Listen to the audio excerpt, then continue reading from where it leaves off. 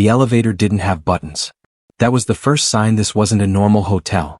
As Julian Cross stood inside the silent, velvet-lined cabin, the attendant simply nodded once and the lift began to rise. No floor numbers. No announcements. No hurry. In the world's most expensive hotels, time doesn't pass, it waits. For most people, a hotel is a temporary shelter. A place to sleep, shower, and leave. But for the ultra-rich, the world's most expensive hotels are something entirely different.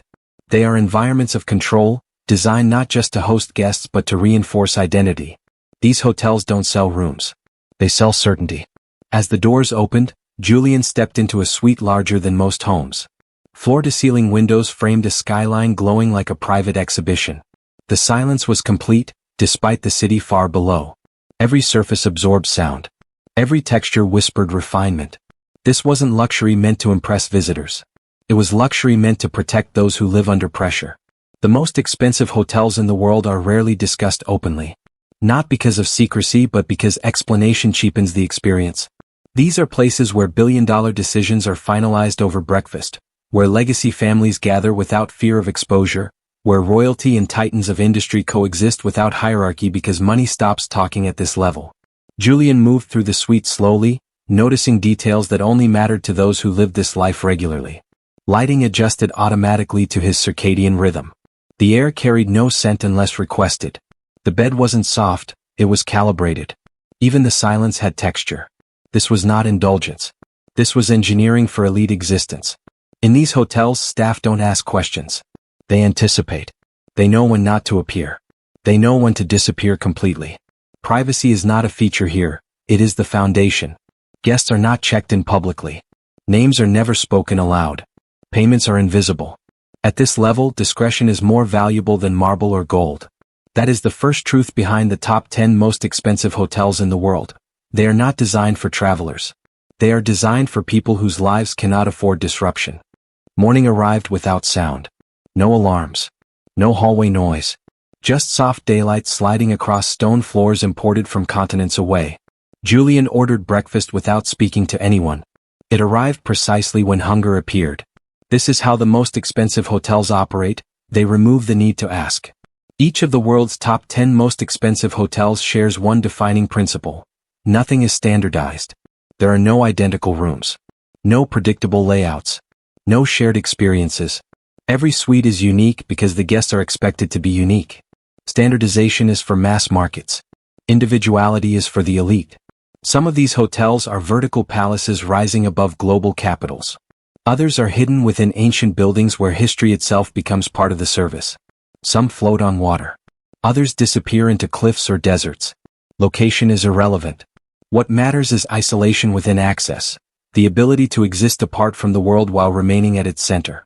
Julian had stayed in several of them over the years.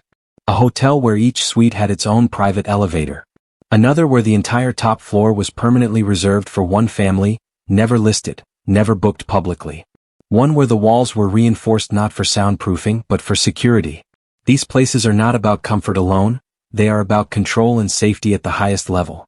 Dining in these hotels is not about menus. It is about relationships. Chefs don't cook dishes, they cook histories.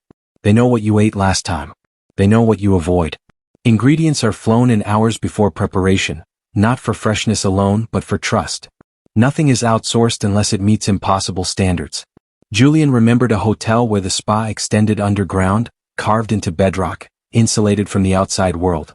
Another where the art collection alone was worth more than entire resorts. These hotels are museums, fortresses, sanctuaries, and command centers combined.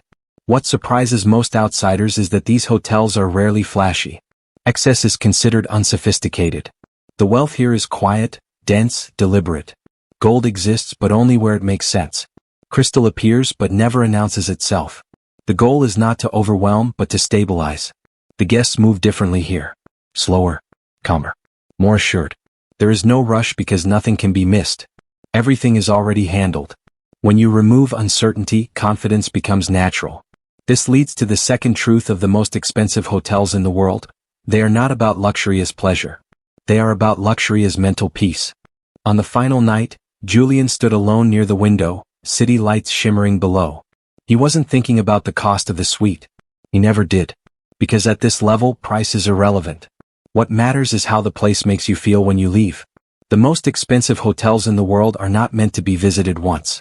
They are meant to become part of a rhythm. A return point. A place where the body remembers how to relax and the mind remembers how to think clearly. That is why the elite return again and again, not for novelty but for consistency at the highest standard. These hotels become stages for life's quiet moments. Birthdays without cameras. Meetings without leaks. Family dinners without interruption. They host moments that never appear online but shape history behind closed doors. Julian understood something most people never realize.